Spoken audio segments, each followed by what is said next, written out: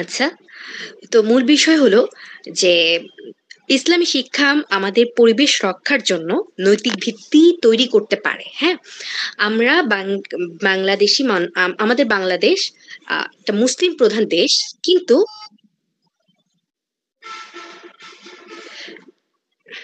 কিন্তু আমাদের বাংলাদেশ মুসলিম প্রধান দেশ হওয়া সত্ত্বেও আমাদের মুসলমানদের মানে বাস্তব যে আচার আচরণ বা অ্যাক্টিভিটি পরিবেশের ক্ষেত্রে, সেটা একদমই ইসলামের নির্দেশনার সাথে যাচ্ছে না। হ্যাঁ, আমরা আমরা দেখা যায় যত্রতত্র ময়লা ফেলি, এরপর দেখা যাচ্ছে যে একেবারেই আমরা প্রকৃতির ব্যাপারে মানে একেবারেই কেয়ারলেস, এবং আমাদের এটা নিয়ে না আমাদের আছে নিজস্ব চিন্তা, না আছে নিজস্ব উদ্যোগ, না আছে কোনো সিনসিয়ারিটি।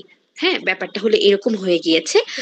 তো ইন্ট্রোডাকশনে যদি বলা যায়, সেটা হলো যেটা ছিল আর কি, যে এই পরিবেশ সংকট, এই এটা একটা বৈশ্বিক সমস্যা। তো এটার এখানে কিছু কথা আছে। কেউ কেউ বলে যে কিছু সমালোচক বলেন যে আহ, ধর্ম আসলে মানুষ কেন্দ্রিক হওয়ায় মানুষ আসলে মানুষের নিজেদের স্বার্থের পেছনে ছুটতে ছুটতে তো প্রকৃতির দিকে খেয়াল রাখে না, যার কারণে আসলে মানে অনেকটা ইনারা মানে ইনডিরেক্টলি ধর্মকে কিছুটা দায়ী করেন। আবার কিছু ধর্মতাত্ত্বিক বলেন যে ধর্ম প্রকৃতিকে রক্ষা করার দায়িত্ব দেয়, যেটা আমরা মানে ইসলামে বলি যে আমানা। তো আল্লাহ তাআলা আমাদেরকে আমাদের জন্য এই দুনিয়াটা সৃষ্টি করেছেন, আমাদের জন্য না। মানে বিষয়টা হলো এরকম যে আমাদেরকে দুনিয়াতে আল্লাহ তাআলা খলিফা হিসেবে প্রেরণ করেছেন। হ্যাঁ, তো এই খলিফা বলতে ব্যাপারটা হলো ভূমিকাটা হলো আহ দায়িত্ববোধের। এটা মানে ভক্ষণের না, দায়িত্ববোধের। হ্যাঁ, তো আল্লাহ তাআলার প্রত্যেকটা সৃষ্টি মানে পুরো দুনিয়াটাই আমাদের কাছে আমানা। এই দুনিয়ার প্রত্যেকটা কিছু, সেটা প্রকৃতি, পশু পাখি, সবকিছু সেটা আল্লাহ তাআলার পক্ষ থেকে আমাদের জন্য আমানত। তো আল্লাহ তাআলার খলিফা হিসেবে আমাদের দায়িত্ব এগুলোকে আমরা যথাযথভাবে এগুলার রক্ষণাবেক্ষণের চেষ্টা করব, এবং এগুলোর ব্যাপারে আমরা সচেতন থাকব। আমাদের মানে আমরা যদি ধর্মের কোর জায়গার দিকে তাকাই, সেটা দেখি যে আল্লাহ তাআলা আমাদেরকে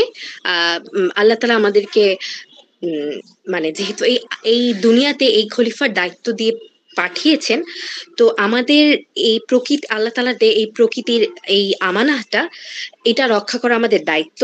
এবং ইসলামে কিন্তু বড় মানে কিছু বিষয়, সেটা হলো যে লোভ এবং অপচয়কে ইসলামে খুব খুব মানে নেগেটিভলি দেখা হয়েছে, খুব বেশি এটাকে কি বলবো, অপরাধের জায়গা থেকে দেখা হয়েছে, এবং খুব নিন্দা করা হয়েছে। হ্যাঁ, তো প্রকৃতি ধ্বংসের ব্যাপারে যদি আপনি খেয়াল করেন, কারণগুলোর মধ্যে অন্যতম একটা জায়গায় আসবে হলো যে আসলে মানুষের লোভ। মানুষ আসলে লোভের বশেই দেখা যাচ্ছে যে গাছপালা কেটে কেটে উজাড় করছে, পাহাড় কেটে ধ্বংস করছে, কিংবা ধরেন আহ মানে প্রকৃতি নষ্ট করছে। যে সমস্ত প্রকৃতি যে সমস্ত উপাদান হয় যেটা মানুষের জন্য উপকারী, আল্লাহ তাআলা উপকারের জন্যই তো বানিয়েছেন, সেটা মানে অতিরিক্ত লোভের কারণে একদম কি বলবো সেটাকে, একদম এক্সেসিভলি সেটাকে ধ্বংস করছে। যেটার একটা লিমিটেড, একটা স্বাভাবিক ইউজ থাকলে যেমন পরিবেশের ভারসাম্যটা বজায় থাকতো, সেটা আর থাকছে না। হ্যাঁ, তো এইটার পেছনে আমরা কিন্তু দেখতে পাচ্ছি লোভ, যেটা ইসলামে খুব বেশি নিন্দনীয়।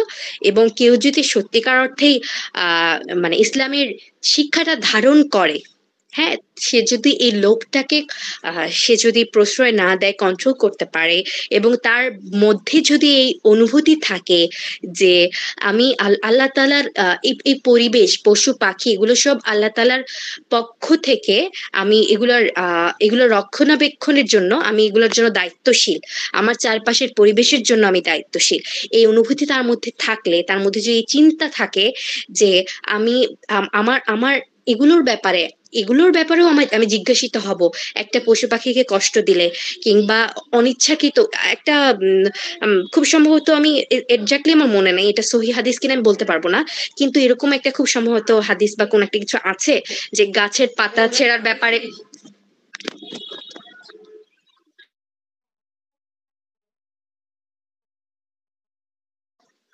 সরি আপু, ইন্টারাপশনের জন্য। আচ্ছা, যেটা বলছিলাম আর কি, তো আমাদের এই প্রত্যেকটা মানে এরকম একটা আমি খুব সম্ভবত হাদিস বা কোনো একটা কিছু পড়েছিলাম যে আহ এক জায়গায় আমার মনে নেই এটা হাদিস কিনা, যে গাছের পাতা ছেঁড়ার ব্যাপারেও আর কি খুব সম্ভবত রাসূল সাল্লাল্লাহু আলাইহি সাল্লাম সাহাবীদেরকে হুঁশিয়ারি দিয়েছিলেন, এরকম কিছু একটা খুব সম্ভবত আছে। আর তাছাড়া এমনিতে আমরা তো খুব বিখ্যাত একটা হাদিস, সেটা তো আমরা জানি যে একজন ব্যভিচারিণী উনি শুধুমাত্র আহ মানে পিপাসার্ত কুকুরকে কিংবা বিড়ালকে পানি খাওয়ানোর জন্য তাকে আল্লাহ তাআলা মাফ করে দিয়েছেন। তো এইটা থেকে আসলে আমরা বুঝতে পারি যে এই খুব মানে একটা তুচ্ছ প্রাণীর প্রতি দয়া প্রদর্শন বা তার প্রতি খেয়ালটাকেও আল্লাহ তাআলার কাছে এত ব্যাপারটা এত মর্যাদাপূর্ণ হয়ে যেতে পারে। এবং ব্যাপারটা এরকমই, আমি যদি একটা আমার পরিবেশে যেসব উপাদান, সেটা হোক কোনো কি বলবো পশু পাখি কিংবা মানে আমাদের যে মানে অতি গুরুত্বপূর্ণ উপাদান পানি, হ্যাঁ, এবং এগুলা বর্তমানে সবকিছু দূষণের মুখে। আমরা যদি এটা চিন্তা করি, যেগুলো সব আল্লাহ তাআলার পক্ষ থেকে নেয়ামত এবং আমানত, এবং এগুলোর উপরে আমরা সহ পশু পাখি সমগ্র পৃথিবী কত বেশি নির্ভরশীল। তো এবং এগুলোকে যদি আমরা ক্ষতিগ্রস্ত করি, আমরা আলটিমেটলি অন্যের জীবন, অন্য পশু পশু পাখি এবং আমাদের প্রকৃতির আহ যে অন্যদেরকে ক্ষতিগ্রস্ত করছি আসলে ইনডিরেক্টলি। হ্যাঁ, এবং ইসলামে কিন্তু আরেকটা বিষয় আছে, সেটা হলো যে আহ হত্যার হত্যার চেয়েও মানে বিশৃঙ্খলাটা বেশি বড় পাপ। হ্যাঁ, তো হত্যার চাইতেও বিশৃঙ্খলা বা ফাসাদ সৃষ্টি করা বেশি জঘন্য।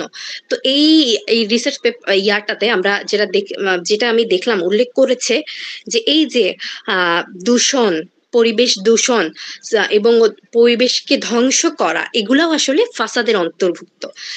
এগুলাও আসলে ফাসাদ হিসেবে ধরা হয়েছে। কারণ কি, এগুলোর মাধ্যমে সমাজে আসলে আমাদের সমাজে না, আমাদের জীবনগুলো মানে মানুষ পশু পাখি প্রকৃতির সবকিছুর জীবন ধ্বংসের মুখে পড়ছে। এবং একই সাথে এগুলো আসলে আমাদের আমাদের ভবিষ্যৎকে যেমন নষ্ট করছে, আমাদের মানে স্থায়ীভাবে আমাদের মানে প্রাণীকুলের অস্তিত্ব বা মানুষের সুস্থভাবে বেঁচে থাকা সবকিছুকেই একদম হুমকির মুখে ফেলছে, যেগুলো আসলে খুব বড় ধরনের বিপর্যয়। তো এগুলোর জন্য যদি আমি দায়ী থাকি, এগুলো আমার কারণে যদি এসব আরো বেশি ত্বরান্বিত হয়, এগুলোর জন্য আমাকে আল্লাহর কাছে হিসাব দিতে হবে। আমাদের মধ্যে যদি এই অনুভূতি থাকে, তাহলে কিন্তু আমাদের মানে ব্যক্তি থেকে শুরু হয়ে আস্তে আস্তে সমাজটা বদল হবে। তো সেই জায়গা থেকে আমার কাছে যে এটা পড়ে যেটা আমার মনে হয়েছে, এই জায়গায় এই ইসলামী যে মূল্যবোধ গুলো আমাদের মধ্যে যদি থাকে, তাহলে তাহলে আমাদের এই পরিবেশ রক্ষা পাবে। এবং এটা আসলে আমাদের এই নৈতিকতার যে চর্চাটা, এটা এই ইসলামী শিক্ষার বাস্তব প্রয়োগ আর চর্চাটা আমাদের পরিবেশটাকে রক্ষা করতে পারে। আর তাছাড়া আরো কিছু পয়েন্ট এখানে বলা হয়েছে যেগুলো আমার দৃষ্টিতে এসেছে, সেটা হলো যে প্রতিটি সৃষ্টি হলো আহ আল্লাহ তালার কি বলবো মাখলুক, এবং তারা আল্লাহ তালার প্রশংসা করে। এবং এগুলোকে মানে অনর্থক ধ্বংস করা, এগুলা নিঃসন্দেহে অপচয়ের শামিল। এবং আমাদেরকে মানে বারবার বলা হয়েছে ইসলামে যেটা, যে তোমরা খাও পান করো কিন্তু অপচয় করো না। এবং অপচয়কারীকে মানে শয়তানের ভাই হিসেবে তুলনা করা হয়েছে, বা সব জায়গায় খুব বেশি ডিসকারেজ করা হয়েছে বা নিষেধ করা হয়েছে। সো আমরা দেখতে পাই যে এই পরিবেশ দর্শনের পেছনে যে কারণগুলো আছে, এগুলো দেখা যায় যে সেগুলো হলো ইসলামের মূল্যবোধের সাথে সাংঘর্ষিক। অপচয়, লোভ, কিংবা এই যে ধ্বংস করা, যে ফাসাদ সৃষ্টি করা, এগুলো আমানতের খেয়ানত। এবং তাছাড়া আরেকটা বিষয়, যে এই যে পরিচ্ছন্নতা কিন্তু আমাদের ইমানের অঙ্গ। হ্যাঁ, তো ব্যক্তিগত পরিচ্ছন্নতা শুধুমাত্র এর মধ্যে অন্তর্ভুক্ত না, সামাজিক জায়গাগুলো বা আমাদের নিজস্ব মানে আমাদের পরিবেশ এলাকা বা দেশ পরিচ্ছন্ন রাখা, এটাও আমাদের দায়িত্বের অন্তর্ভুক্ত। আর আল্লাহ তাআলা কিন্তু সৌন্দর্যকেই পছন্দ করেন। হ্যাঁ, তো আল্লাহ তাআলা সুন্দর এবং তিনি সৌন্দর্যকেই পছন্দ করেন। তো আমরা কিভাবে, আমরা যদি সত্যিকার অর্থেই মনে প্রাণে ধারণ করি ইসলামী শিক্ষাটাকে, তাহলে আমরা কিভাবে পারি যে মানে রাস্তাঘাটে যে কোনো জায়গায় ময়লা আবর্জনা ফেলে রাখতে, কিংবা নিজেরাই এসব অসুন্দরের কারণ হতে। হ্যাঁ, তো এই যে ইসলামের যে মৌলিক যে কিছু আহ মূল্যবোধ আছে, এগুলোর সাথে দেখা যাচ্ছে যে মানে এগুলো আসলে পুরোই সাংঘর্ষিক। আমরা মুসলমানের দেশ হওয়া সত্ত্বেও আমরা আসলে এগুলো একদমই আমাদের প্র্যাকটিসে আনতে পারছি না, যার কারণে আমাদের দেশটা আসলে একটা অনেক, রাস্তাঘাটে দেখবেন ময়লা আবর্জনা ফেলানো এবং খুবই অপরিচ্ছন্ন, এবং পরিবেশ মারাত্মক হুমকির মুখে মুখে, পাহাড় কাটা হচ্ছে, দেদারছে গাছপালা কাটা হচ্ছে, কোনো আসলে মানে যে যতত্র দূষণ, পানি দূষণ হচ্ছে, মানে এয়ার পলিউশন হচ্ছে, সবকিছু হচ্ছে, কিন্তু কোথাও কারো কোনো চিন্তা নাই। হ্যাঁ, আর তাছাড়া গাছ লাগানোর ব্যাপারে তো অনেক বেশি ফজিলত মানে বর্ণিত হয়েছে যে কিয়ামতের আগেও যদি কারো হাতে একটা গাছ থাকে ওটা রোপণ করতে বলা হয়েছে। তো এইটা এটা আমার কাছে মনে হয় যে এটা আসলে অন্যতম একটা একটা সাইন, যেটা দ্বারা আসলে বোঝা যায় যে ইসলাম কি পরিমাণ পরিবেশের রক্ষার প্রতি বা আমাদেরকে এনকারেজ করার চেষ্টা করছে। হ্যাঁ, এবং গাছ অকারণে গাছ কাটা এটাও কিন্তু নিষেধ, এবং ফলদার বৃক্ষের ব্যাপারেও আলাদা ভাবে হাদিস বর্ণনা হয়েছে। তো তাছাড়া অকারণে প্রাণী হত্যা করলেও কিন্তু শাস্তি কথা বলা হয়েছে। আর প্রকৃতির সাথে যে আমাদের এই সম্পর্কটা, এটাও আসলে ন্যায় ভিত্তিক হওয়া দরকার। এটার সাথেও আছে মানে দয়ার একটা সম্পর্ক, দয়া দেখানোর। কারণ ইসলাম সবসময় আমাদেরকে দয়া দেখানোর কথা বলেছে। তাছাড়া ভারসাম্য বা মিজানের উপর ভিত্তি করে মানে আমাদের এই পরিবেশের ভারসাম্যটা রক্ষা করা আমাদের মুসলিম হিসেবে দায়িত্ব। আর কারেন্ট মুসলিম এনভায়রনমেন্টাল প্র্যাকটিসের মধ্যে আমরা আসলে দেখতে পাই যে ইসলামী শিক্ষা বা এই মূল্যবোধ, এই চিন্তাগুলা আসলে ওইভাবে প্রচারিত হচ্ছে না। আর মুসলিমরা এগুলা নিয়ে সচেতন না, তারা এইভাবে আসলে চিন্তাই করে না। আর আধুনিক বস্তুবাদী জীবনযাত্রা আসলে আহ মানে পরিবেশ ধ্বংসের পেছনে অনেক বেশি দায়ী। কারণ কি, এটা আসলে পুরোটাই ভোগবাদী একটা ব্যবস্থা। তারা আসলে শুধুমাত্র জাস্ট নিজে কিভাবে ভোগ করা যায় এটাই চিন্তা করছে, কিভাবে দেশের সমাজের আমাদের উন্নয়ন হবে, বা আমাদের এই আহ মানে পরিবেশ বা এগুলোর সবকিছুর যেই ভারসাম্যটা কিভাবে রক্ষা পাবে, কিভাবে সাস্টেইনেবল ইউজ করা যায়, এগুলার আসলে চিন্তা করছে না। তাছাড়া আমরা দেখতে পাই যে আসলে মধ্যপ্রাচ্যে যে তেল, হ্যাঁ এটা কিন্তু তেলগুলা আসলে খুব মানে এগুলো খুব অনন্য, এগুলোকে খুব মিস ইউজ করা হচ্ছে অনেক ক্ষেত্রেই, এবং এগুলার কারণেও পরিবেশ নষ্ট হচ্ছে, যেটা আসলে প্রপার মেনটেনেন্সের অভাবে। তাছাড়া অন্যান্য মুসলিম দেশগুলাতেও আসলে বন উজাড় বা মানে শিল্পের যেসব ইন্ডাস্ট্রিয়াল যেই পলিউশন গুলা আছে, এরপর এগুলো কিন্তু বাড়ছে। হ্যাঁ, এগুলার ব্যাপারে কিন্তু ইসলামী দৃষ্টিকোণ থেকে কোনো ব্যবস্থা নেওয়া বা উদ্যোগগুলা কিন্তু ওইভাবে হচ্ছে না। কিছু ইসলামী সংগঠন আছে যারা খুব সীমিত পরিসরে কাজ করছে পরিবেশ নিয়ে, সেগুলো এখনো ওইরকম জনপ্রিয়তা লাভ করেনি বা ওভাবে প্রসার লাভ করেনি। যেমন IFEES, এরপরে আমেন, এরপর ওআইসি, এরকম কিছু সংগঠন আছে। আর বাংলাদেশের দিকে যদি তাকাই, যে কি কি এনভায়রনমেন্টাল প্রবলেম আছে, সেটা হলো আমরা তো দেখতেই পাচ্ছি, আমরা যেহেতু নিজেই বাংলাদেশি, সো আমাদের চারপাশে দেখা যাচ্ছে যে যতত্র তো অনেক বেশি আসলে ময়লা আবর্জনা ফেলা হচ্ছে। এরপর মাটির ক্ষেত্রে যদি চিন্তা করি, মাটিতে প্রচন্ড রকমের রাসায়নিক সার ইউজ করা হচ্ছে, যেটা আসলে মাটির উর্বরতা যে স্বাভাবিক উর্বরতা ওটাকে তো নষ্ট করছে, সাস্টেইনেবল এগ্রিকালচারকে বাধাগ্রস্ত করছে। এবং এগুলোর কারণে আমাদের কিন্তু মানে প্রাকৃতিক দূষণটা কিন্তু অনেক, পলিউশনটা অনেক বেশি হচ্ছে, কারণ বৃষ্টির পানির মাধ্যমে এগুলো ভেসে গিয়ে নদীতে যাচ্ছে, খাল বিলে যাচ্ছে, মাছ মারা যাচ্ছে, পানিটা দূষিত হচ্ছে, মাটিটাও দূষিত হচ্ছে, এগুলার আসলে আনকন্ট্রোল ইউজের জন্য। হ্যাঁ, এবং আমরা যেটা দেখতেছি যে শিল্প কারখানাগুলা তাদের আসলে আহ তাদের যে শিল্প বজ্র, এগুলো কিন্তু খুব বিষাক্ত। এগুলাকে কোনো রকমে পিউরিফাই করা ছাড়াই, কোনো রকম কোনো মানে কি বলবো ব্যবস্থা নেওয়া ছাড়াই তারা জাস্ট নদী নালায় ছেড়ে দিচ্ছে, যার কারণে আমাদের আমাদের এখন নদীতে এখন আর আগের মতো আহ মানে আগের মতো মাছ পাওয়া যায় না এখন, এগুলো সব অনেক বেশি মানে কমে যাচ্ছে এবং মারা যাচ্ছে। স্বাভাবিক যে বাস্তুতন্ত্র ওটা নষ্ট হচ্ছে। এর তাছাড়া আমাদের যেই যানবাহন বা শিল্প কারখানার যে ধোঁয়াগুলো, এগুলোকে মানে এগুলোর থেকে যেই পরিবেশ দূষণ গুলো হচ্ছে, এগুলোর ব্যাপারেও কোনো সেরকম কোনো ব্যবস্থা নেওয়া হচ্ছে না। যদিও এখন এখন অনেক প্রযুক্তি বের হয়েছে যেগুলোর মাধ্যমে হয়তো এসব কারখানাগুলার মানে দ্বারা এই সৃষ্ট পলিউশন গুলো কমানো সম্ভব, কিন্তু এই যে ভোগবাদী এই যে আমাদের এই সমাজ, তারা এগুলোর দিকে একদমই নজর না থাকার কারণে, এগুলার ব্যাপারে সচেতনতা না থাকার কারণে তারা আসলে এগুলার ব্যবস্থা নিচ্ছে না।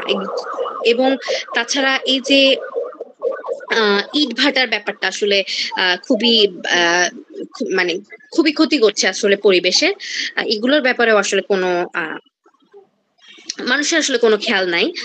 যাই হোক, তাছাড়া বনভূমির কিন্তু বাংলাদেশের বনভূমি অনেক বেশি কমে গেছে। যত মানে একটা দেশের এক স্বাভাবিক একটা পরিবেশের জন্য যে যতটুকু থাকা দরকার, তার চেয়েও বাংলাদেশের পার্সেন্টেজটা অনেক নিচে চলে আসছে। অথচ আমরা কিন্তু একটা সবুজ শ্যামল দেশ ছিলাম, যেটা আস্তে আস্তে বনগুলা উজাড় হয়ে যাচ্ছে। যার মানে এই খুব বেশি কি বলবো, একদম মানে অবৈধভাবে এই পাহাড় কাটা বা একদম গাছপালা কেটে ফেলা হচ্ছে। রাস্তা দিয়ে হাঁটলে দেখবেন যে দুই পাশে গাছগুলা কেটে রাখছে। এরকম বহুত কিছু হচ্ছে আসলে। তাছাড়া সত্যিকার অর্থে যদি একটা ব্যবস্থাপনা যদি ভালো না থাকে, তখন সবকিছুই মানে সবকিছুই আসলে বিশৃঙ্খলায় মানে রূপ নেয়। তো বাংলাদেশের যেহেতু এইসব ব্যবস্থাপনা এবং সচেতনতা, শিক্ষা কোনোটাই নাই, এগুলো নিয়ে মানে মানুষের যেহেতু এই ইসলামী চিন্তা থেকে তাওহিদি জনতা দেখবেন সব কিছুতে দেখা যাবে যে ইসলামী চেতনায় ঝাঁপিয়ে পড়ে, কিন্তু আসলে এই ইসলামটা যে শুধুমাত্র তার কিছু কিছু ক্ষেত্রে ইউজ করার জন্য না, বরং জীবনের সমগ্র কিছুকে মানে সমগ্র কিছুকে পরিচালিত করার জন্য, সেটা কিন্তু আসলে মানুষ ফিল করে না। এই চেতনা গুলো যদি মানুষের মাঝে থাকতো, যে এই পরিবেশ আমার আল্লাহ কর্তৃক আমানা এবং এগুলোর ব্যাপারে আমি দায়িত্বশীল, এগুলো যদি আসলে সত্যিকার অর্থে ফিল করতো, চিন্তা করতো, এই শিক্ষাটা যদি থাকতো, তাহলে দেখা যেত যে আমরা দেখতে পারতাম যে সমাজে আসলে মানুষ আরো সচেতন বা সবকিছু আরো মানে ভালো মতো হতো আর কি। আর তাছাড়া রাষ্ট্রীয় ব্যবস্থাপনা বা রক্ষণাবেক্ষণও ওইভাবে নাই। এটার এই তাছাড়া আমরা যে সরকারি উদ্যোগে যে সমস্ত বিষয়গুলো আছে, তো আসলে অনেক কিছুই নামে আছে, ওইরকম ভাবে অ্যাক্টিভ নাই আসলে, বা ওইরকম জবাবদিহিতা নাই, যার কারণে আসলে এগুলো কার্যকর হচ্ছে না। আর সরকারি উদ্যোগ, বিভিন্ন উদ্যোগের কথা এখানে উল্লেখ ছিল আর কি, যে বিভিন্ন নীতি আছে, যে পরিবেশ নীতি, পরিবেশ আইন, এরপর পরিবেশ আদালত আইন, পানি দূষণ নিয়ন্ত্রণ অধ্যাদেশ, এগুলো আসলে বাস্তবায়ন হচ্ছে না আসলে। আর বাংলাদেশে বিভিন্ন এনজিও কাজ করছে পরিবেশ নিয়ে, যেমন বিসিএস, ডাব্লিউটিবি, এরপর বেলা, প্রশিকা, আর ব্রাক, এরকম বিভিন্ন সেফ, এরকম বিভিন্ন প্রতিষ্ঠান কাজ করছে। আর তাছাড়া সামগ্রিকভাবে আমার নিজের যেটা মত, যে প্রথমত মানুষকে আসলে যদি মাঠ পর্যায়ে সচেতন করতে হয়, তাহলে এই ইসলামী মৌলিক যেই মৌলিক যেই চিন্তা পরিবেশ নিয়ে, ইসলামের যে এই মৌলিক যে ব্যাপারগুলো, এগুলোর ব্যাপারে মানুষকে সচেতন করাটা জরুরি। যেন মাঠ পর্যায়ে মানুষরা ব্যক্তি উদ্যোগেই যেন পরিবেশের ব্যাপারে সচেতন হয়, বা অন্তত আল্লাহ তাআলার কাছে জবাবদিহির ভয় থেকেও যেন কিছুটা হলেও যেন সতর্ক থাকে। আর তাছাড়া রাষ্ট্রীয় ব্যবস্থাপনা তো খুবই জরুরি। এছাড়া যেসব এনজিও বা সংস্থাগুলো আছে, তাদেরকেও ওইরকম ভাবে মানে সচেতনতামূলক কার্যক্রমগুলা চালাতে হবে। তারা চালাচ্ছে এগুলো, এবং এগুলোকে আরো বেশি অ্যাক্টিভলি প্রচার করা জরুরি, এবং ইসলামিক পার্সপেক্টিভ থেকেও এগুলোকে এগুলোর ব্যাপারে প্রচারণা চালানো জরুরি। আসুন্না ফাউন্ডেশনের একটা ব্যাপার আমার খুব ভাল লাগে, যে তারা আসলে যে বৃক্ষরোপণ কর্মসূচি তাদের যেগুলো, তারা আসলে ফলদার বৃক্ষরোপণ করতেছে বিভিন্ন জায়গায় দেখলাম, এবং এগুলো যেন সদগায় জারিয়া হয়ে থাকে, এবং এগুলোর যেন খেয়ে এলাকাবাসী পথচারী বিভিন্ন মানুষ উপকৃত হতে পারে বা স্বাবলম্বী হতে পারে মানুষ, এরকম ওরা আসলে বিভিন্ন এরকম কার্যক্রম পরিচালনা করছে দেখলাম, এটা আমার খুব ভালো লেগেছে। তো এরকম আসলে অনেক সংস্থাই করে, কিন্তু যথাযথ রক্ষণাবেক্ষণের বা কি বলবো তদারকির অভাবে আর কি হয়তো এরকম হয় না, বা ওইরকম ব্রডলি করা হয় না। এগুলো হয়তো আরো বেশি করা জরুরি। আর এগুলো আসলে অনেক কিছুই করা হয়, কিন্তু ইসলামিক পার্সপেক্টিভ থেকে চিন্তা করে করা হয় না, এটা আমার মনে হয়েছে। আসলে আমি খুব ভালো করে হয়তো বলতে পারি নাই, আর আমি সেভাবে মোটামুটি একটা প্রিপারেশন নিয়েছিলাম, বেশি একটা আমিও সময় দিতে পারি নাই আমার নানার ব্যস্ততা ঝামেলার কারণে। তো আপুরা, আপনারা যারা পড়েছেন কিংবা যে যতটুকুই পড়েছেন, বা আমার আলোচনা শুনে যতটা মনে হলো, বা আপনাদের নিজস্ব চিন্তা, সেগুলো একটু শেয়ার করতে পারেন, তাহলে আমরাও আরো অনেক বিষয় আমাদের নতুন নতুন জানতে পারবো, শিখতে পারবো।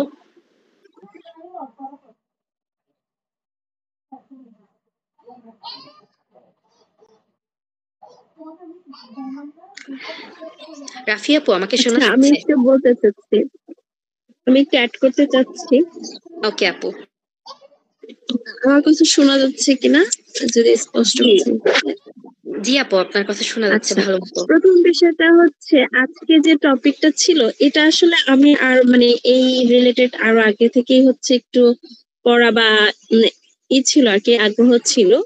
তো সেখানে যে জিনিসটা হচ্ছে যে পরিবেশের সংরক্ষণে ইসলামী শিক্ষার চর্চা। আমাদেরকে বলা হয় যে মুসলিম ধর্মপ্রাণ মানুষ, বা আমরা যেহেতু জনগোষ্ঠী মুসলিম সংখ্যা বেশি, এখানে একটা গুরুত্বপূর্ণ বিষয় হচ্ছে কি, যে আমরা আসলে ধর্মের দিক থেকেও যদি চিন্তা করি, মানে পুরো পরিবেশের যে সাইড এফেক্ট গুলো আছে ওগুলো না নিয়েও শুধু ধর্ম পালনের ক্ষেত্রেও যদি ভাবি যে আমাদের পরিবেশ কিভাবে উপকার করছে, বা পরিবেশ ক্ষতিগ্রস্ত হলে আমাদের ধর্ম পালনে কি ধরনের ক্ষতি হচ্ছে, তাহলে মনে হয় পরিবেশের প্রতি আমাদের এহসানটা আরো বেড়ে যাওয়ার কথা, বা আমাদের যে আমানতদারিতা আছে সেটা বেড়ে যাওয়ার কথা। যেমন পরিবেশের প্রথম সবচেয়ে প্রত্যেক দিনের যে ব্যাপারটা আমাদের নিয়ে প্রতিনিয়ত, সেটা হচ্ছে গিয়ে আমরা যখন রাস্তায় চলাফেরা করি, আমাদের যে অবশ্যই যে কোনো সময় নামাজের মুহূর্ত হইতে পারে, কারণ আমরা এখন মেয়ে ছেলে সবাই লং সময় ধরে হচ্ছে বাহিরে থাকা হয় বিভিন্ন কাজের জন্য, পড়াশোনার কারণে।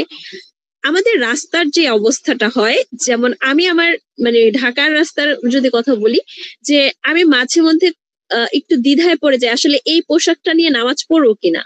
যেমন হচ্ছে রাস্তায় হচ্ছে গিয়ে পুরুষরা হচ্ছে বিভিন্ন জায়গাতে হচ্ছে প্রস্রাব করা, এবং ওই জিনিসগুলো তো হচ্ছে পোশাকে লাগছে। তারপরে বিভিন্ন ময়লা আবর্জনা এবং রাস্তার জিনিসগুলো, এটা একদম কমন সবার জন্য। আপনার বৃষ্টি হলে সেইটার পানির সাথে মিশে গিয়ে হচ্ছে শরীরের সাথে লাগবে, শিওর, ছেলে হোক মেয়ে হোক সবাই একই সমস্যা হবে। তো আমার যদি নামাজের অর্থ, হ্যাঁ হ্যাঁ এইখানে ওজোরের উপরে কোনো মাসলা নাই বলা আছে যে আমাকে ওই অবস্থায় নামাজ আদায় করতে হবে বা কিছু অংশ ধুয়ে নিতে হবে, কিন্তু সর্বোপরি হচ্ছে আসলে এটা তো আলটিমেট সমাধান না, এবং এটা তো সুন্দর ওয়েও না। এটা একটা বিষয়। দ্বিতীয় বিষয় হচ্ছে আমি হচ্ছে পরিবেশের ক্ষতির কারণে ধর্মের যে পালনে যে আমাদের কি পরিমাণ ব্যাঘাত হয়।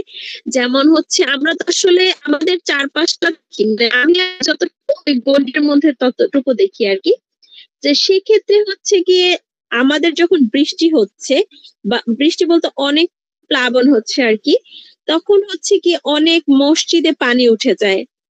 তারপরে হচ্ছে গিয়ে আমাদের অনেক সময় দেখা যায় হচ্ছে বিভিন্ন মাদ্রাসা মসজিদ গুলো হচ্ছে হয়। শুধু এটা না, এমনও হচ্ছে আমি একটা ডকুমেন্টারি দেখেছি যে শুধু মুসলিমদের না, মানে পুরো যে কোনো রিলিজিয়নদের জন্যই এই ধরনের প্রাকৃতিক দুর্যোগগুলো ধর্ম পালনে অনেক ধরনের ক্ষতি করে।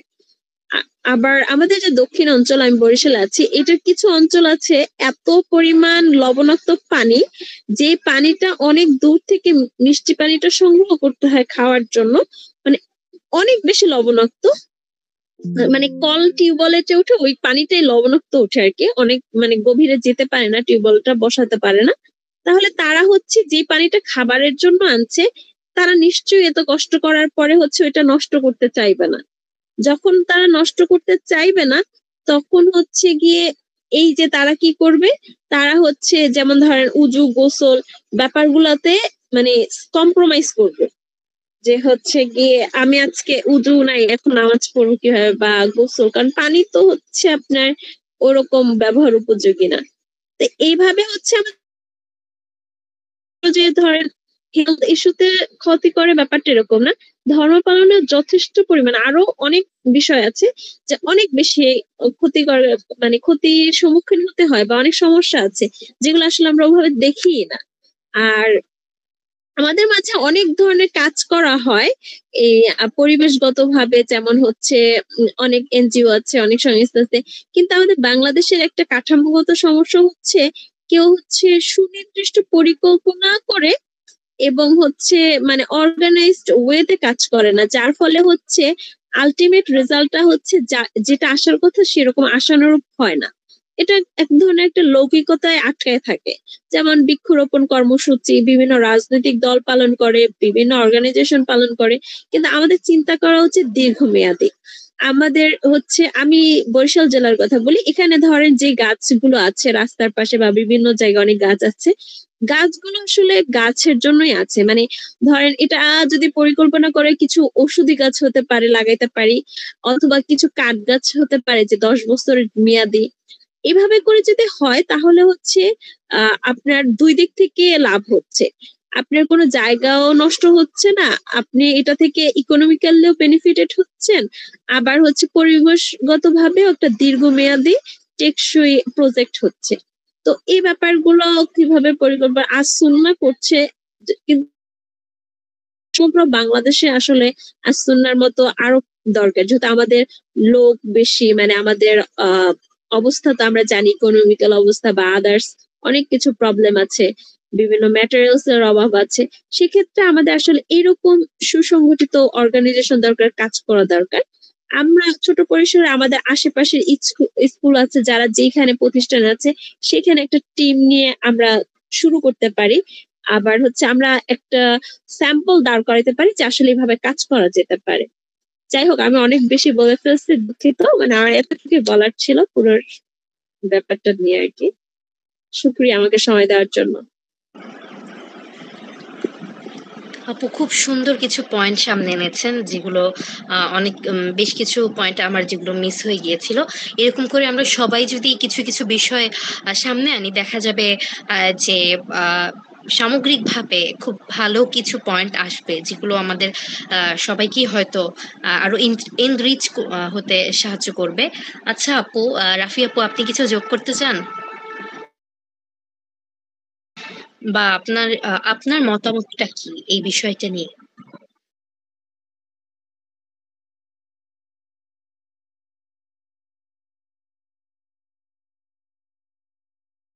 হ্যালো,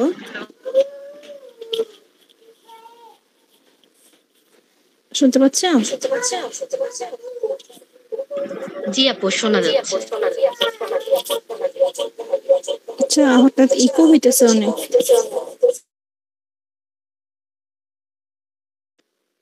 হ্যালো, এখন শোনা যাচ্ছে? একটু আসলে ইকো হচ্ছে।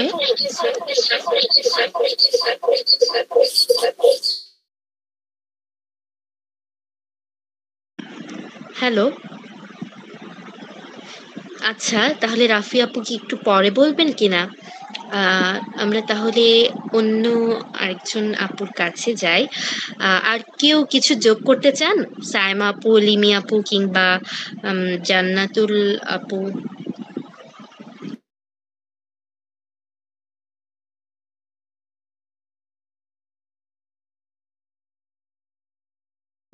আচ্ছা, হ্যালো, আসসালামু আলাইকুম। আমার কথা শোনা যাচ্ছে? জি আপু, শোনা যাচ্ছে। আচ্ছা, আমি হচ্ছে একটু অ্যাড করছি, মানে আপনারা সবাই বেশ ভালোই বলেছেন। আমি হচ্ছে অত বেশি পড়তেও পাইনি, কিন্তু আমার মানে পড়ে আর আপনাদের কথা শুনে যেটা মনে হলো, মানে আমাদের মূলত ডিসকাশনের ব্যাপারটা হচ্ছে যে বাংলাদেশে মানে রিলিজিয়াস পার্সপেক্টিভ থেকে কিভাবে আমরা মানুষদেরকে মোটিভেট করতে পারি যাতে সরি, যাতে আমাদের পরিবেশটা হচ্ছে আমরা দূষণ না করি। তো এই ক্ষেত্রে হচ্ছে মানে আর এই আর্টিকেলটা পড়েও মনে হলো যে যে নাসের যে সে হচ্ছে যে যে লিখেছে আর কি আর্টিকেলটা, উনি হচ্ছে ওরকম বাংলাদেশের প্রেক্ষিতে রিলিজিয়াস যে একটা মানে ইথিক্স আছে এনভায়রনমেন্টের প্রতি, এটা এমন উনি মনে হয় লিখেছিল। মানে আপনাদের কথা শুনেও এছাড়া আমরা সবাই তো ফেস করি যে আসলে মানে পরিবেশের মানে সমস্যার কারণে আমাদের ধর্ম পালনে অনেক অসুবিধা হয়। তো আমার হচ্ছে একটা জিনিস মনে হয় কি যে বাংলাদেশে হ্যাঁ বেশিরভাগ অনেকই মুসলিম, বাট হচ্ছে ওরকম মানে বাংলাদেশ হচ্ছে ওরকম ভাবে মুসলিম না, মানে এরা হচ্ছে ইসলাম ধর্ম সম্পর্কেও ভালোভাবে জানে না। আর হচ্ছে আমাদের দেশে হচ্ছে মানে ইসলামটা হচ্ছে প্রচার হয় কিভাবে, এটা হচ্ছে বইয়ের মাধ্যমে না হয়ে দেখবেন আপনারা হচ্ছে অনেকে বিভিন্ন হুজুরদের মাধ্যমে হচ্ছে মোটিভেটেড হয়। তো এইভাবে হচ্ছে এমনি এটা সত্যি যে হচ্ছে যে একটা ইসলামিক ভাবে মানে কোন একটা বিষয়ের প্রতি যদি দৃঢ় প্রতিজ্ঞ হয় ওটা পালন করে, এটা হচ্ছে কিন্তু আমার যা মনে হয় যে মানে ম্যাক্সিমাম টাইম দেখা যায় হুজুরেরা হচ্ছে নিজের স্বার্থে মানে এরকম মানুষদেরকে মানে সেই ইনফরমেশন গুলো বেশি প্রচার করে যেটা তার স্বার্থে ভালো লাগে। তো আমার মনে হয় এটা আর বেশি মানে আমাদের হ্যাঁ আপনারা সবাই বলেছেন যেটা আমারও মানে এটাই মনে হয় যে সবার মাঝে এটা প্রচার করা উচিত যে আমি যে একটা পলিউশন করছি এটা একটা গুনাহ আমার এক রকমের, যে আমি এই জিনিসটা করছি এটা আমার ইসলামিক ভাবে একটা গুনাহ, আমার এই জিনিসটা আসলে করা উচিত না, এরকম পলিউশন করা উচিত না। তো আমার মনে হয় এটা হচ্ছে মানে জ্ঞান প্রচার করার কোনো বিকল্প নেই। বিভিন্ন প্রতিষ্ঠানের কথা আপনারা বললেন, আমি হচ্ছে অত ভালোভাবে মানে আজকে স্টাডি করে আসিনি। তো আমার মনে হয় এরকম হ্যাঁ আরো প্রতিষ্ঠানগুলো বানানো উচিত আর মানুষের মাঝে মানে ছড়ানো উচিত। যেমন আমাদের দেশ হচ্ছে ম্যাক্সিমাম কি হুজুরদের দ্বারা হচ্ছে বেশি মানে জিনিসপত্র ইনফরমেশন ইসলামিক জিনিসগুলো যায়, আর মানুষেরা হচ্ছে এটা বেশি যাচাই বাছাই না করে সেটাই হচ্ছে গ্রহণ করে। তো মানে এরকম এনভায়রনমেন্টাল যে রিলিজিয়াস একটা অ্যাসপেক্ট মানে আসপেক্ট থেকে যে একটা আসছে, এটা আমার মনে হয় মানুষের কাছে বেশি প্রচার করা উচিত যে রিলিজিয়াস যে এনভায়রনমেন্টাল একটা অ্যাসপেক্ট যে আমাদের ধর্মে আসছে যেরকম। তো আমার কাছে হচ্ছে এটাই মনে হয়েছে এতটুকুই। তো এগুলোই, আর আপনারা সবাই অনেক ভালো বলেছেন, অনেক কিছু শিখেছি, সবাইকে ধন্যবাদ।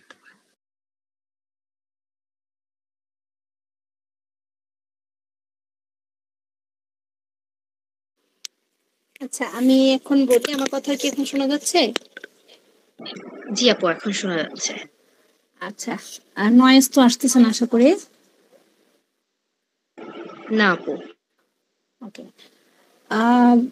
মাশাআল্লাহ, সবাই সুন্দর শেয়ার করছেন আপনাদের। আমি হচ্ছে একটা পয়েন্ট শেয়ার করি।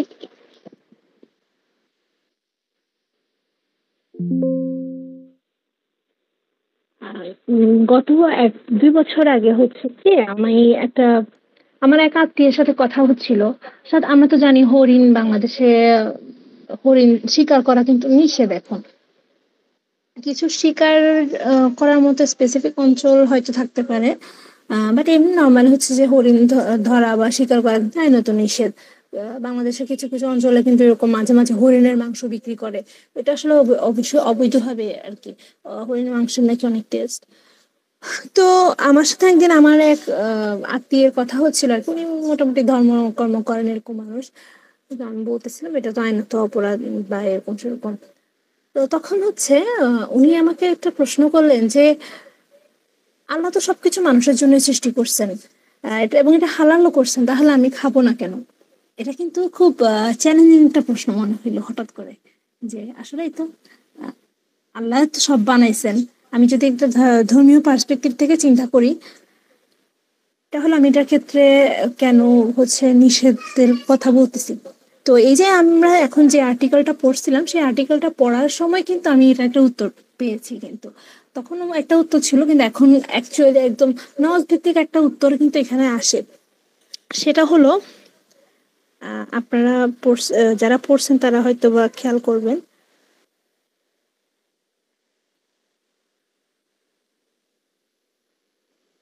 আমি এটা কালেক্ট করে রাখছি, এখন আবার হারিয়ে গেছে না।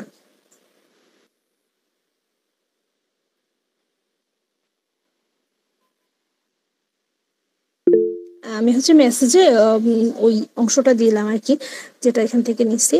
আর্টিকেলটা থেকে যে killing animals without justification is forbidden the haram. As Prophet sallallahu alaihi wasallam says, whoever kills a sparrow or a bigger animal without respecting its rights to exist will be accountable to Allah for it on the কোনো একটা প্রাণীর বেঁচে থাকার যে অধিকার সেটাকে যারা হরণ করবে কোনো জাস্টিফিকেশন ছাড়া, ভ্যালিড জাস্টিফিকেশন ছাড়া, তারা হচ্ছে কি আল্লাহর কাছে জবাবদিহি করতে হবে। এখন অন্যান্য সব পশু পাখি গৃহপালিত পশু যেগুলো সেগুলো কিন্তু আমরা নিজেদের রেগুলার ইউজের জন্য আমরা ব্যবহার করছি, কিন্তু হরিণ বা এই ধরনের যেসব প্রাণীগুলো বিপন্ন এমন অবস্থায় আছে যেগুলোর হয়তো বা খাদ্য সংকট হচ্ছে অথবা প্রজনন যে স্পেসিফিক অঞ্চলে ওই অঞ্চলে সেই পরিমাণ প্রজনন হচ্ছে না এবং এটা একটা সংকটকালীন অবস্থায় আছে। এবং আমরা যদি আরেকটু ডিপে যাই, এটা শুধুমাত্র কিন্তু একটা প্রজাতি না, এমন না যে পৃথিবীতে তো হাজার লক্ষ কোটি প্রজাতির পশু প্রাণী মাছ অণুজীব আছে, তো একটা দুইটা কোথাও ধ্বংস হয়ে গেলে তো আসলে কিছু যায় আসে না, কিন্তু ব্যাপারটা আসলে মোটেই সেরকম না। আমরা বিশেষ করে যারা পরিবেশ বিজ্ঞান বা এই সম্পর্কিত বিষয়গুলো নিয়ে পড়াশোনা করছি তারা কিন্তু বাস্তুতন্ত্রের বিষয়টা জানে, অর্থাৎ পুরো দুনিয়ার প্রত্যেকটা পশু পাখি প্রাণী মানুষও কিন্তু একে অপরের সাথে ওতপ্রোতভাবে জড়িত, একে অপরের উপর নির্ভরশীল। তো একটা ইকোসিস্টেম থেকে বা একটা বাস্তুতন্ত্র থেকে যখন একটা প্রাণী হারায় যাবে তখন কিন্তু সেটার পুরো প্রভাব ওই পুরো বাস্তুতন্ত্রের বিভিন্ন পর্যায়ের খাদক বলি বা হচ্ছে উৎপাদক তাদের সবার উপরে হচ্ছে প্রভাব বিস্তার করে। আর হরিণের কথাও যদি বলতে চাই, হরিণ কিন্তু খুবই গুরুত্বপূর্ণ একটা প্রাণী। এটা আপনার যেমন ধরেন কোন একটা জায়গা অনেক বেশি আগাছা হয় তো ওইসব জায়গায় কিন্তু হরিণ সেই তৃণভূমিটা ক্লিয়ার করে রাখে। আবার হরিণ কিন্তু আপনার বাঘ মহিষ বা হলো অন্যান্য অনেক প্রাণীর কিন্তু খাবার খুব বড় একটা উৎস। তো আমার হরিণ যেখানে অলরেডি হচ্ছে বিপন্ন অবস্থায় আছে তখন কিন্তু আমার প্রাণী তারা কিন্তু জীবন, তাহলে আমি এমন অবস্থায় যখন সরকার বা হলো যে পরিবেশ রক্ষার যেসব সংস্থাগুলো রয়েছে তারা এটার উপর রিসার্চ করতে এটা একটা লিমিটেশন সেট করে বা হলো যে এত পরিমাণ যদি বা এতটুকু পরিমাণ যদি না থাকে তাহলে হচ্ছে কি আমি এটা স্বীকার করব না। হ্যাঁ, এটা আইন করা হয়েছে, এটা কিন্তু পরিবেশ সুরক্ষার জন্য করা হয়েছে এবং পরিবেশ সুরক্ষাটা অবশ্যই কিন্তু কি মানুষের জন্য বা পুরো প্রকৃতি ব্যালেন্স থাকে সেই জন্য করা হয়েছে। এবং আমরা কিন্তু ইসলামে দেখছি যে প্রকৃতিকে আল্লাহ নিজাম হিসেবে প্রতিষ্ঠা করছেন। আল্লাহ বলতেছেন যে আমি পাহাড়গুলোকে কেড়ে দিয়েছি পেরেক হিসেবে। তার মানে কি আল্লাহ কিন্তু প্রকৃতির যে বিভিন্ন উপাদানগুলো সেগুলো দিয়েও কিন্তু এই ব্যালেন্সের কথা বলছেন। সেখানে আমরা মানুষ হিসেবে যেখানে প্রকৃতিকে রক্ষা করার গুরু দায়িত্ব আমাদের, সেই জায়গায় কিন্তু আমরা এই ভারসাম্যকে বিনষ্ট করছি। তো এই জায়গা থেকে কিন্তু এই ধরনের প্রশ্নগুলোকে ডিল করার জন্য আমাদের বেসমেন্ট আমাদের আমাদের এই নজ ভিত্তিক এই যে জ্ঞান এগুলো খুবই গুরুত্বপূর্ণ আর কি। কারণ সাধারণ মানুষ সবাই আসলে এই ব্যাকগ্রাউন্ডের না বা তাদের মনে প্রশ্ন আসাটা খুব স্বাভাবিক, কিন্তু আমাদেরকে আসলে এই পয়েন্টগুলো যদি আমরা জানি তাহলে আমরা সহজে ডিল করতে পারবো। তারপর আরো একটা পয়েন্ট এখানে আসছিল পড়ার সময় বাংলাদেশ প্রেক্ষিতে, এখানে আনু মোহাম্মদের কথা আসছিল। আনু মোহাম্মদ হচ্ছেন বাংলাদেশের সুশীল সমাজের মধ্যে থেকে প্রমিনেন্ট একজন, যিনি হলো পরিবেশ বিষয়ক বেশ অ্যাক্টিভিজম করছেন, কথা বলছেন এই বিষয়গুলো থেকে। এবং তারপরেও কিন্তু তিনি সরকারের পলিসিগুলোর বিরুদ্ধে কথা বলছেন, লেখালেখি করছেন, তারপরেও তার কথাগুলোকে আসলে ওইভাবে কিন্তু লাইমলাইটে কখনো আনা হয় না। এবং এটা কিন্তু খুবই একটা গুরুত্বপূর্ণ পয়েন্ট, কারণ কি উনি যেই ধারার মানুষ সেই জায়গা থেকে কিন্তু তার কথাগুলোকে ওভাবে লাইমলাইটে আনতে না দেওয়াটা কিন্তু আমাদেরকে একটা সত্যের মুখোমুখি করায়। সেটা হচ্ছে আপনি এই পুরো বিশ্ব যে মডার্ন যে পুঁজিবাদী চক্রের হাত ধরে ধরে এই পুরো বিশ্বটা চলছে বর্তমানে, আপনি যতই সুশীল সমাজের প্রতিনিধি হন না কেন বা বাংলাদেশের অবস্থায় সুশীল সমাজ বলতে তো আমরা এখন যে বিষয়টা বুঝি, হ্যাঁ স্বাভাবিক, এটা আসলে আমরা ওভাবে মিন করতে চাই না, কিন্তু হলো বাংলাদেশের রাজনৈতিক বাস্তবতা আমাদেরকে ঠিক ওই অর্থটা মুখোমুখি করায়। সুশীল সমাজ বলতে আমরা কাদেরকে বোঝাই? তো সেই জায়গা থেকে কেউ যখন কথা বলে তার কিন্তু লাইমলাইট না পাওয়ার কোনো কারণ থাকে না, কিন্তু ব্যাপারটা হচ্ছে হচ্ছে এবং তার কথা কিন্তু আসলে খুব একটা গুরুত্ব কেউ দিচ্ছে না। এ কারণ বর্তমান দুনিয়াকে আসলে ধ্বংস করছে এই পুঁজিবাদীরা, এবং তারাই এই যে আমরা এর আগে আমাদের যে একটা প্রোগ্রাম হয়েছিল সেখানে মিস্টার প্ল্যানার্স যারা ছিলেন তারা পড়ছেন বা জেনেছেন, বা এই আর্টিকেলটা যারা পড়ছেন তারাও দেখবেন যে মডার্নিজম কিভাবে আমাদেরকে এই পরিবেশ ধ্বংসের যে নিয়ামকগুলো সেগুলোর সৃষ্টি করে দিয়েছে বা সেগুলোর গ্রাউন্ড তৈরি করে দিয়েছে, এবং যে কারণে আমরা এখনো ধার্মিক মানুষ হওয়ার পরেও আমরা হচ্ছে সেই কারণগুলো নিজেদের ভেতর বই নিয়ে যাচ্ছি, সেগুলো চর্চা করে যাচ্ছি, কারণ আমাদের যে স্পিরিচুয়াল যে ওয়ার্ল্ড ভিউ ছিল সেটা ধ্বংস হয়ে গেছে।